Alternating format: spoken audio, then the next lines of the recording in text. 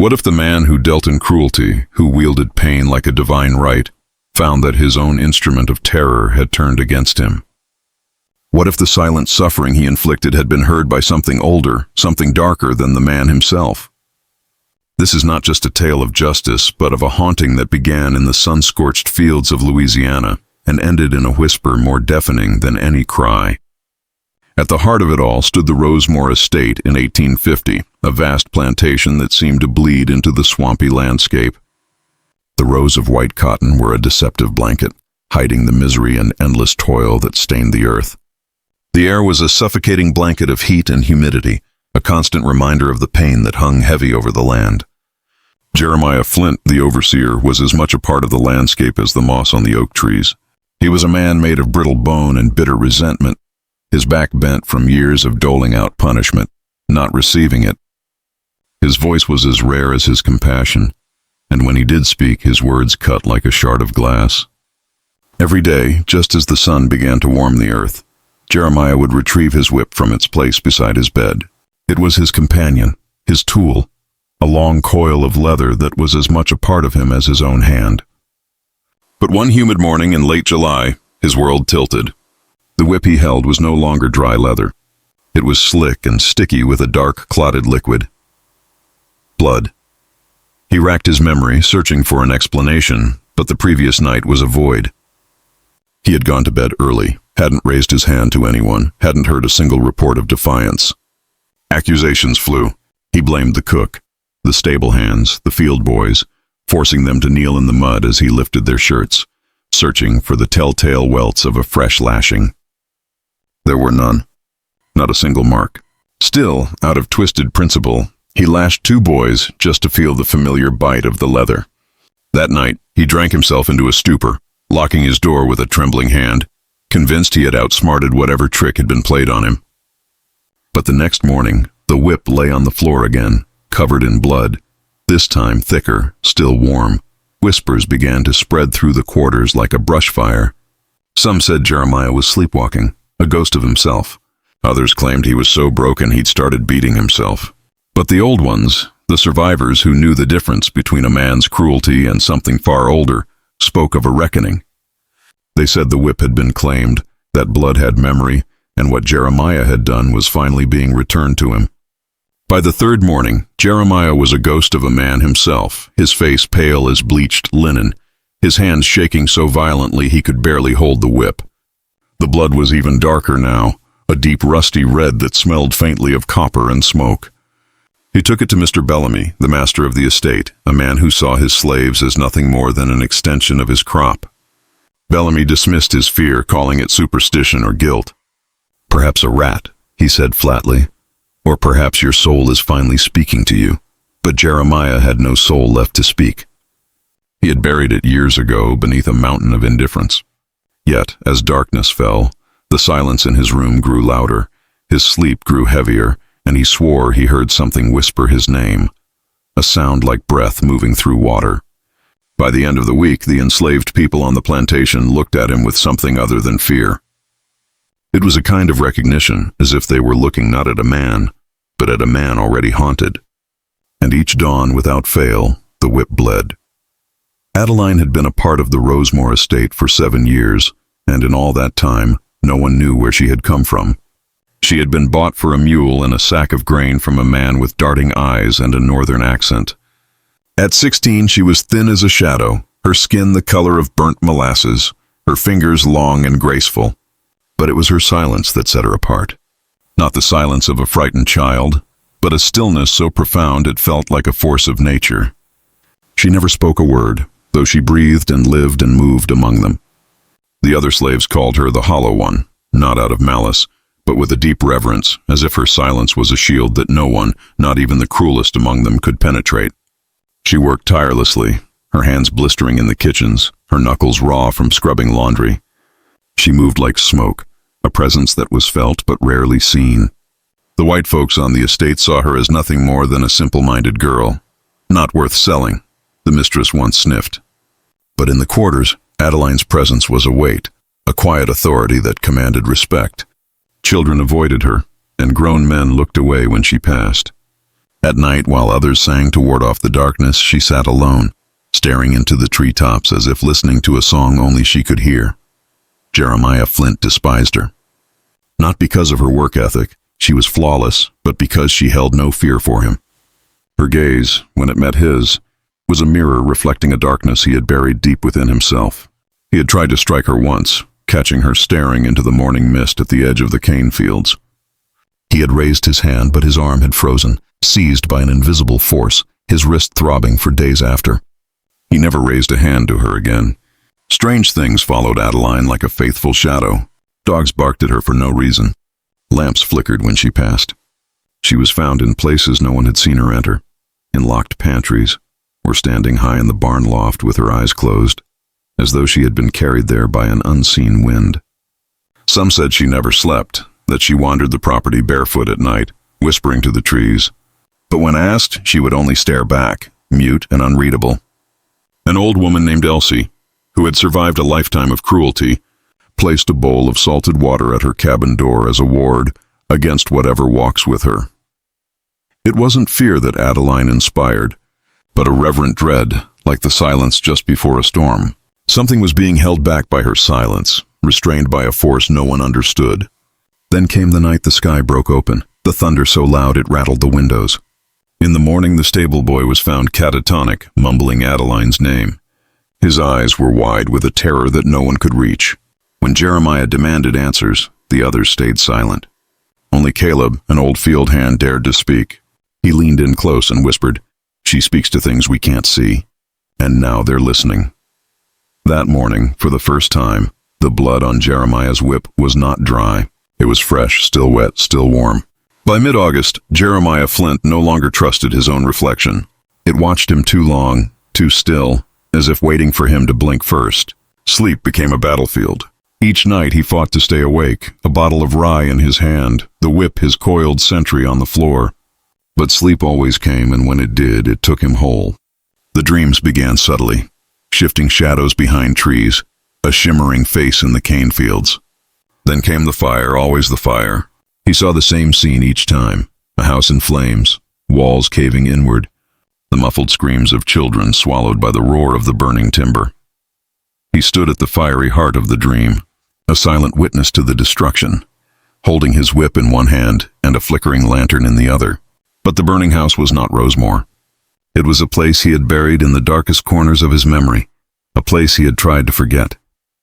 He began to wake in a state of disorientation, finding himself in strange positions, once on his knees as if in prayer, another time outside, barefoot in the cold mud, facing the dark woods with no recollection of how he had gotten there.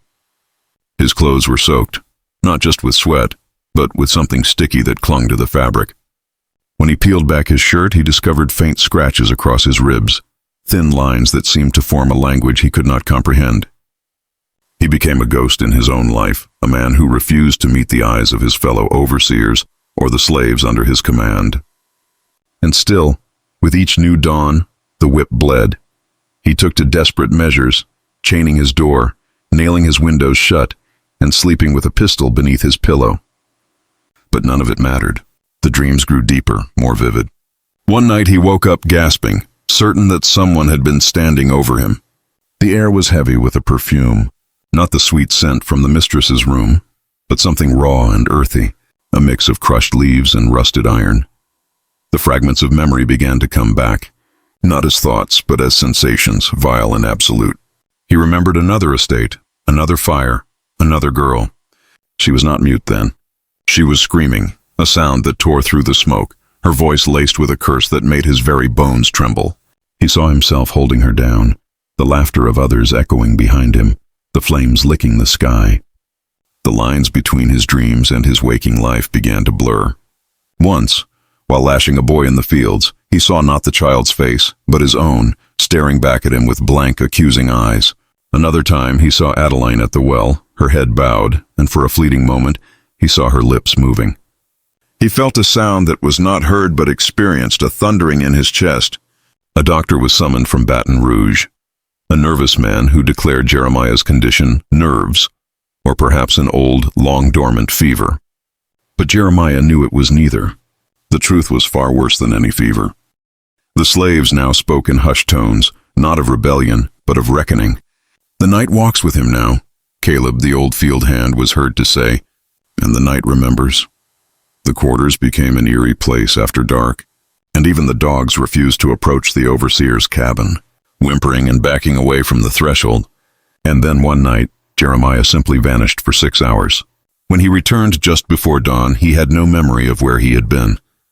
His clothes were soaked, his fingernails packed with black soil, and in his hand, clenched so tightly the skin had split, was a single tarnished button. Etched into it, barely visible in the weak morning light, was a single letter, an A. The old ones always said that every name carried a weight, and to speak one was to summon its shadow. But to write it down, to bind it with blood, was to chain it to this world forever. Most dismissed this talk as old folklore. But far beyond the cane fields, near a forgotten cypress grove, stood a collapsed smokehouse. Inside, hidden beneath a forgotten stone floor, was a book. Caleb had only spoken of it once, to his fearless granddaughter Mabel. "Not all books are for reading," he had whispered. "Some are for remembering, some are for binding." The book was said to be wrapped in burlap, stained with old earth and secrets. Its pages were brittle and dark, filled with names not written in ink, but carved with a blade, each one a scar on the parchment. Caleb believed it was Adeline's, that she had made it over years of silent ritual, a book of names of those who had taken from her and those who had laughed while they did it. She had not always been mute. That truth was revealed one night when Caleb, driven by a desperate curiosity, followed her trail through the wet grass and found her kneeling at the edge of the swamp, her lips moving. Her voice was not gone. It was a secret, hidden and guarded, used only when no ears could steal it, when only the trees and the dead could hear. The truth came to him in chilling fragments. Adeline had come from a place no one at Rosemore had ever heard of, a small, forgotten estate that had been swallowed by fire years ago. Her family, like all the others, had worked the land, but they had dared to escape, dared to believe in a life of freedom. The punishment was designed to be a lesson, a mark on history. The master had burned the fields, then the cabins. Then, with a slow and deliberate cruelty, he turned to the children. She had been the youngest. She had watched, her eyes wide, her voice raw with screams until her throat tore and the sound was gone. The others died. She alone did not, but Adeline did not forget. She learned to listen, to wait, and in the stillness, something began to answer her. The broken spirits, the old ones buried beneath the cotton and the cane, reached out to her. They taught her how to gather names, how to hold them like embers, and how to burn with them when the time came. Jeremiah's name was in the book from the very beginning. He had been there that night, not as a mere witness, but as a participant. A younger man then, his face unlined, his eyes full of smoke and firelight. He had held a torch, gripped her mother's arms, dragged Adeline by her hair when she tried to run. He had pushed the memory away, buried it under years of callous cruelty, but Adeline had remembered every single breath, every single sound. And now her book was nearly full. As the names dwindled, the land itself began to change. Storms rolled in without warning. The cane stopped growing. The well water tasted of iron. Those who still dared to speak of her did so only in riddles. "She's not hunting," Caleb would say to no one in particular. "She's weighing, measuring what debt still lingers." Then came a Sunday when the church bell rang out at dusk, though no one had pulled the rope. The enslaved people gathered in silence, a collective certainty hanging in the air. At the center of the square, beneath the hanging tree, a figure carved from bone and wrapped in red twine had been placed. Around its neck hung a strip of leather, and from it a small worn button. The button with an A on it. The next morning Jeremiah Flint was found dead. The sky over Rosemore hung low, heavy with the promise of rain that never came. The air was unnaturally still, as if the land itself was holding its breath. His body was found at sunrise, not in his quarters, but at the foot of the whipping post, a place that had long been soaked with the cries of the beaten. He was laid out deliberately, his arms stretched wide, his palms facing up, nailed through the wrists with rusted spikes pulled from a ruined fence. His legs dangled, barely touching the ground, and his neck was broken, snapped by the same whip he had wielded for decades. It was coiled around his throat 3 times, tied in a perfect, chilling knot.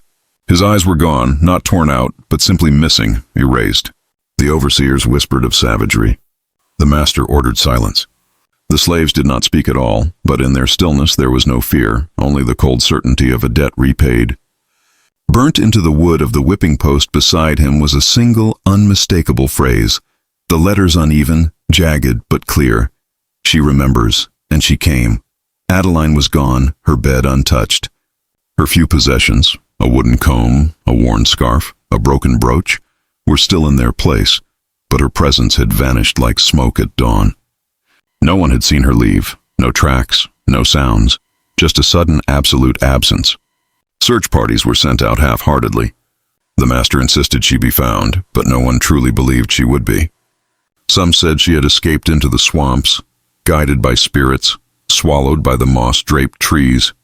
Others believed she had never been entirely of this world, that she had completed her grim task and faded like the memory of fire. But in the weeks that followed, something began to spread across the neighboring plantations. Overseers complained of voices in the cane fields, of laughter in the dark, of shadows that moved without light. Dogs howled through the night. Children woke screaming, speaking in tongues not their own. And always there were whispers, soft and unending, circling the ears of the guilty. Then one by one the old names began to vanish. Men who had worked other estates, their pasts stained with ash and blood. They disappeared without a trace, without a struggle. Sometimes their boots were found neatly placed. Sometimes just a single letter drawn into the dirt. An A. At Rosemore, no new overseer ever stayed for long. They all complained of voices in their sleep, of dreams where they stood before a burning house and could not move, of a girl, always silent, always watching. Caleb lived long enough to see the land grow quiet, the fields overgrown, the great manor rot from the inside. He would sit beneath the old cypress in the evenings, staring out toward the woods, and when he was asked about her, if she was real, if she had truly done what they said, he would only nod and say, "She spoke once," and that was enough. Because vengeance, when fed by silence, grows patient, and Adeline's cry, though it was heard only once, still echoed not in sound but in blood.